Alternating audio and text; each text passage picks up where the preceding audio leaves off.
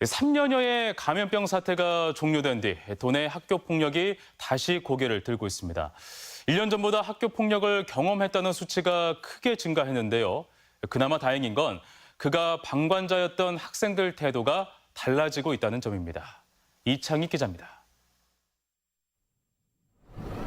지난 10월 전주의 한 초등학교에서는 또래 남학생 10명이 악기 퇴치 놀이를 이유로 한 학생을 집단으로 괴롭혔습니다. 결국 피해 학생은 전학을 가야 했고 괴롭힘에 가담한 학생들은 특별 교육을 받아야 했습니다. 크고 작은 학교 폭력 사례가 올해도 끊이질 않았는데 코로나 사태 이후 전면 등교가 이루어지면서 학교 폭력 또한 늘어난 것으로 나타났습니다.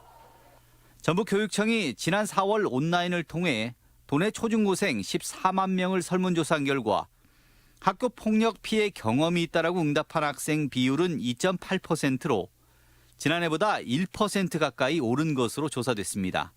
하루 전 교육부가 발표한 전국 평균보다 0.9%포인트가 높은 수치였습니다.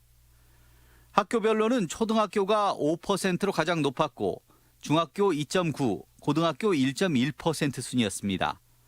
피해 유형은 언어폭력이 47.9%로 압도적이었으며 집단 따돌림 14.6%, 신체폭행이 14.3%로 뒤를 이었습니다.